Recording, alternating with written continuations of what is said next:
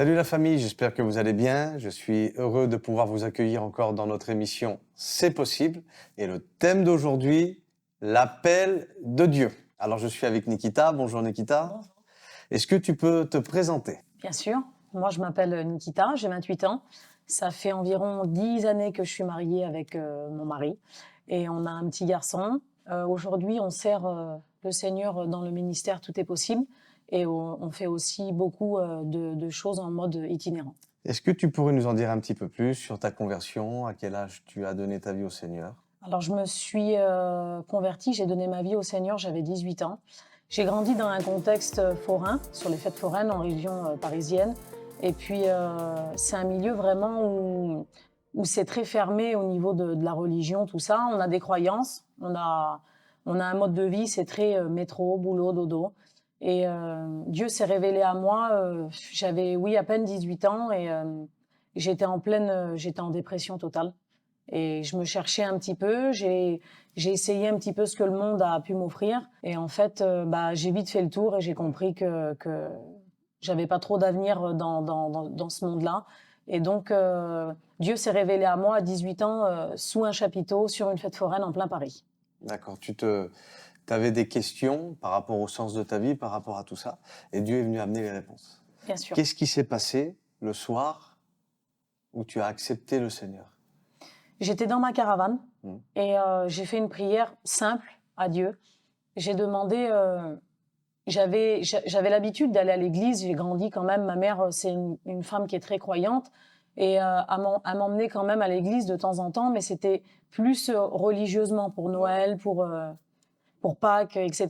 Et en fait, j'étais dans ma caravane un soir et j'avais souvent des mauvaises choses qui venaient autour de moi puis qui me disaient tu n'y arriveras pas, t'es pas aimé. J'avais souvent des choses négatives qui venaient sur moi et si tu veux, j'ai fait une prière à Dieu. J'ai vraiment été sincère et j'ai demandé à Dieu si tu existes vraiment, je voudrais que tu te révèles à moi, en fait. Et j'ai l'habitude de le dire quand je témoigne, ça aurait pu être n'importe quelle personne qui serait venue me secourir ce soir-là, je me serais tournée vers cette religion-là, mais ce soir-là, c'est Jésus qui est venu dans ma caravane.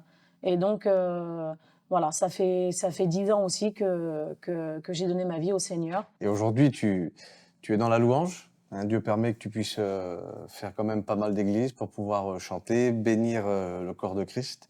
Et quand tu te convertis, est-ce que tu sais tout de suite à quoi Dieu t'appelle ou est-ce que ça vient un peu plus tard? Déjà, premièrement, j'ai toujours aimé la musique. Ouais. J'ai toujours aimé chanter. C'est quelque chose que j'ai toujours fait. Et je crois que Dieu nous forme premièrement avec des dons, avec des qualités. Et quand je me suis convertie, déjà je suis venue dans des réunions d'église, premièrement parce que on m'interpellait par rapport à des chanteuses qui venaient, chrétiennes, qui faisaient partie vraiment de la francophonie. Et on me disait, il y a un tel qui vient chanter, si tu veux, on m'a attiré un petit peu avec ces choses-là. Ouais. Et j'ai toujours aimé et j'ai toujours couru après ces choses-là, même en n'étant pas totalement dévouée au Seigneur. Et je suis venue vraiment dans une réunion et j'ai écouté une chanteuse qui pour moi n'est pas assez connue à l'heure actuelle, mais elle est pas très active sur les réseaux sociaux, mais c'est une femme qui est très très spirituelle et qui a vraiment une onction très très forte. Et ce jour-là, elle a chanté dans un chapiteau sur la fête foraine. Et il y a quelque chose qui est descendu en moi comme un désir et je me suis dit Seigneur, c'est ce que je voudrais faire parce que j'ai toujours chanté. Et ce jour-là, j'ai vu qu'on pouvait mettre vraiment ce don qu'on avait reçu au service de Dieu. Et donc, le désir, mon premier désir de chanter pour lui, ça a été au tout début de ma conversion. Ouais, donc tu sens ce désir monter en toi. Et comme une vocation, comme un appel, comme quelque chose que tu peux mettre en activité, mais pour le Seigneur. Et alors, qu'est-ce que tu vas faire quand ce désir il commence à naître? Qu'est-ce que tu vas faire? Tu vas faire des CD? Tu essayes de fréquenter les églises? Comment ça se passe? À cette époque-là, comme je te dis, nous, on est en région parisienne et j'avais aucune idée dans quelle église aller, dans quel mouvement me tourner. Donc, j'ai fait beaucoup d'églises sédentaires dans Paris. J'ai fait aussi beaucoup d'églises chez les gens du voyage. Et on m'a tout de suite, mis au service. J'ai tout de suite chanté un petit peu à droite, à gauche dans les églises. Je me suis beaucoup aussi investie par rapport aux œuvres missionnaires, tout ça, pour vraiment, mon désir, c'était de toucher le plus d'âmes possible dans les gens du voyage et aussi dans le monde sédentaire. Et Dieu m'a ouvert vraiment, vraiment pas mal de portes et ça a été une bénédiction pour moi. Alors Nikita, tu fais partie, comme moi, de la communauté des gens du voyage. On sait que la place de la femme, souvent, hein, c'est des clichés, mais c'est à la cuisine. Voilà. Mais entre-temps, tu te maries, tu as un enfant, et tu es sollicité pour pouvoir aller chanter dans des églises, mener la louange. Nous, ce sont des choses qui ne se faisaient pas chez nous, d'accord ? Comment lui, il va gérer ça ? Est-ce qu'il va te soutenir ? Est-ce que c'est un combat ? Explique-nous un petit peu tout ça. Je rends vraiment gloire à Dieu parce que j'ai toujours eu un mari qui m'a soutenue dans tout ce que le Seigneur m'avait mis à cœur. Quand on s'est mariés, je lui avais déjà fait part de à quoi Dieu m'appelait, si tu veux. Pour lui, ça a été une évidence aussi. Et lui, il chante aussi pour Dieu. Et il est aussi musicien. Et donc, si tu veux, il m'a toujours encouragée, il m'a toujours soutenue et il m'a toujours aussi accompagnée. Oui, il sait ce que c'est en plus. Comme voilà, c'est ça. Et donc, de son côté, il a résisté aussi à l'appel de Dieu pendant un moment dans sa vie, et il sentait comme un blocage, et il n'a pas voulu, si tu veux, que je passe par cette chose-là. Donc, si tu veux, il m'a toujours vraiment poussé pour que je puisse pas avoir ce blocage. Oui, lui, il se sentait bloqué, et il n'a pas voulu devenir ton blocage. C'est ça. Et en fait, ce qu'il faut comprendre, c'est que les appels, quand il y a un foyer qui est là, ne peuvent pas être en concurrence, mais ils doivent se complémenter. C'est ça. C'est ça. Est-ce que tu pourrais nous dire aussi, parce que voilà, on te voit un peu sur les réseaux, les rencontres que tu as fait.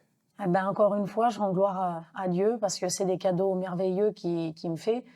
J'ai eu la chance de pouvoir servir en tant que choriste pour plein d'artistes chrétiens qui sont connus dans la francophonie, comme Dena Moana, Derek Jones, il y a aussi Dan Luten. Ah oui. J'ai fait la rencontre aussi récemment de Maggie Blanchard, et ça, ce sont des personnes, aujourd'hui, c'est des pointures dans le monde évangélique, vraiment dans la musique, mais il y a aussi beaucoup de personnes qui mériteraient d'être mis en lumière et qui sont pas assez connues à mon goût, et qui devraient vraiment aussi développer leurs réseaux sociaux pour pouvoir toucher et bénir un maximum de personnes. Oui, il y a des gens qui sont sur la scène, et il y a des gens aussi qui sont dans l'ombre. C'est ça. Et les deux. Hein, il faut les deux. Il faut les deux bénissent. C'est ça. Et puis c'est important. Est-ce que tu aurais, je sais que tu en as une anecdote à nous expliquer vis-à-vis de ton parcours et justement de ton appel? Alors, une anecdote à expliquer, j'en ai une, oui.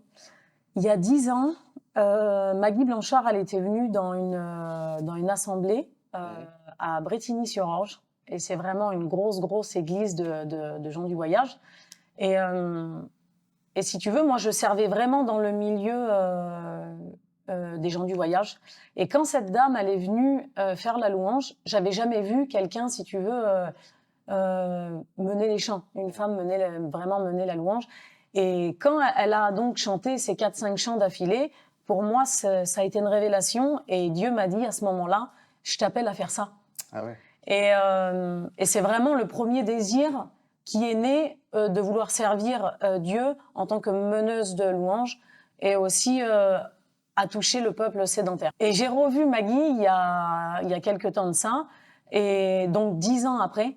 Et si tu veux, je lui ai expliqué donc cette expérience que j'avais faite, et on a été encouragés toutes les deux. On a été bénis parce que elle était venue semer chez les gens du voyage, et aujourd'hui, moi, je semais chez les sédentaires, et avec elle, et je servais avec elle dans une église pour une conférence, et c'était vraiment un clin d'œil de Dieu parce que vraiment, la Bible elle déclare que tu jettes ton pain à la surface des eaux et avec le temps, tu le récupéreras.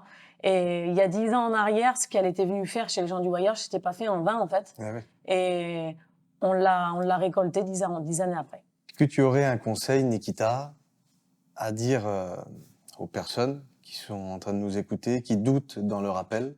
Est-ce que tu aurais un conseil à leur donner? Oui, j'ai un conseil.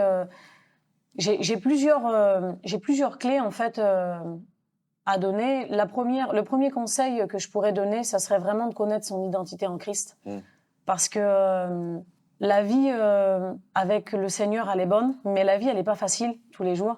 Et je pense que il y a des moments de ma vie où si vraiment je connaissais pas mon identité en Christ, et on fait pas de pub aujourd'hui, mais il y a un livre qui m'a beaucoup aidé à vraiment prendre ses marques, c'est Vive l'extraordinaire divin de Yvan Castanou. Ouais. Et j'encourage vraiment les gens à lire ce livre-là pour vraiment pouvoir s'enraciner vraiment et être en alignement avec ce que Dieu attend de nous. Tel il est, tel nous sommes. Et c'est des choses vraiment qu'on a besoin de réaliser dans nos vies. Et la deuxième chose que je conseillerais aujourd'hui, c'est vraiment demander une maturité au Seigneur. Amen. Parce que parfois, Dieu veut nous donner des choses, mais je sais qu'il y a certaines choses que Dieu ne m'a pas données trop tôt parce que j'aurais peut-être pas été aussi mature que ça pour pouvoir gérer ces choses. Faut pouvoir les gérer financièrement, dans le couple, spirituellement. Et voilà, il y a plein de choses que Dieu donne en son temps. Et je pense que si on est capricieux un petit peu, voilà, moi je pense qu'il faut vraiment demander la maturité à Dieu. Et la troisième chose que je conseille, c'est vraiment ne pas regarder à ce qu'il y a vraiment en face de nous, pas regarder à ce que la réalité nous dit. La réalité, des fois, parfois, nous dit que par rapport à ce qu'on voit devant nous, c'est tout le contraire par rapport à ce que Dieu nous a dit. Mais il faut vraiment s'accrocher et s'appuyer sur ce que la vérité dit, sur ce que les promesses que Dieu nous a fait. Et en fait, donc c'est les trois conseils que je donnerais, ce serait ça, vraiment connaître son identité en Christ. La deuxième, c'est la maturité spirituelle, vraiment. Et la troisième, de ne pas regarder à ce qu'on a en face de nous, mais à regarder à ce que Dieu a dit à notre sujet. Alléluia. La Bible parle de destinée, on le voit dans Jérémie chapitre 1 à partir du verset 5. Avant que je ne t'aie formé dans le ventre de ta mère, je te connaissais, je t'avais déjà distingué et mis à part. Amen. Avant que tu fusses sorti du ventre de ta mère, je t'avais déjà consacré, et le texte dit, je t'avais déjà établi. Ça, c'est très important de le considérer, c'est que la destinée, l'appel, les projets et l'établissement divin existent déjà avant que même nous soyons apparus sur cette terre. Parce qu'il y a le plan de Dieu qui est déjà établi de toute éternité. C'est la première chose qu'on doit savoir.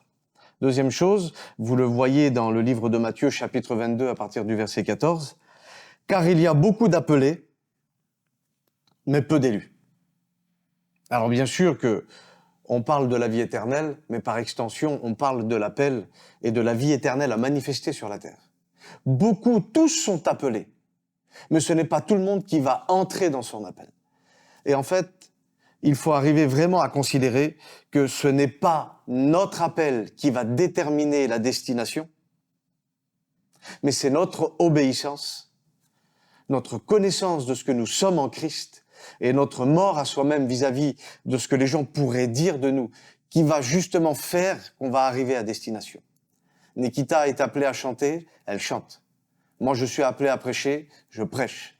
Je ne sais pas à quoi Dieu t'appelle, mais une chose est sûre, c'est qu'il t'a déjà consacré, il t'a déjà mis à part, il t'a déjà établi et il t'a déjà appelé. Donc, Dieu a déjà fait sa part. Alléluia, dis Amen. À toi maintenant de faire la tienne. Que Dieu te bénisse.